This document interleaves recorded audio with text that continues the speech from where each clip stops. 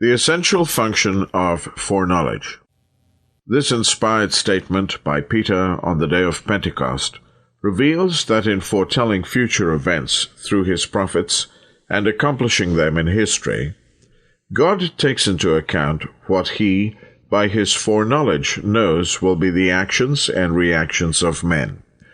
He did not cause Judas to betray Christ, nor did he cause the Jews to reject him or the Romans to crucify him, or predestine them to do so. He arranged that these particular individuals, who he knew would act in that manner, were on the scene at the right time to fulfill his will, though they were unaware that they were fulfilling prophecy. As Paul declared, "Because they knew him not, nor yet the voices of the prophets which are read every Sabbath day, they fulfilled them in condemning him." Acts chapter 13, verse 27. To foreknow is simply to know in advance, and to know in advance is not the same as to foreordain. If God simply elected, predestined certain ones because he elected, predestined them, there would be no reason to mention foreknowledge at all.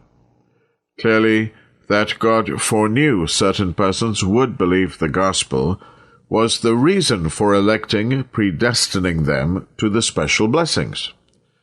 That foreknowledge means nothing more nor less than to know beforehand is clear not only in the particular scriptures above, but also in other places where the same Greek words are used in the New Testament.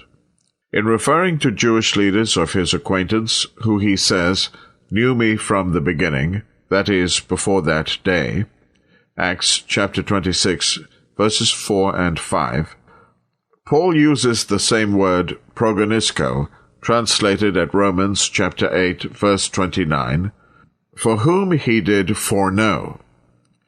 Peter uses the same word in a different context, but with the identical meaning. "Ye know," prognosko, "these things before." 2 Peter chapter 3, verse 17. Other Calvinists point to the way sexual intercourse is expressed in the Old Testament. Adam knew Yada, his wife. Genesis chapter 4, verse 1. Cain knew Yada, his wife. Verse 17, etc. Then they suggest that whom God foreknew actually means whom God loved beforehand. But that is nonsense. While yada is at times used to denote a special relationship, "I did know thee in the wilderness," Hosea chapter 13, verse 5, "You only have I known of all the families of the earth," Amos chapter 3, verse 2, never does it mean to know in advance, whereas that is the principal meaning of prognosko and prognosis. There is, therefore, no relationship between these words that would be of any help in supporting Calvinism. Furthermore, to know one's wife in a sexual way could not be before the fact, nor does God know man in that manner. Therefore, the attempt to link love with foreknowledge through yada, to give the meaning foreloved, won't work. That strained effort, however, reveals the lengths to which the Calvinist is both forced and willing to go to protect his theory.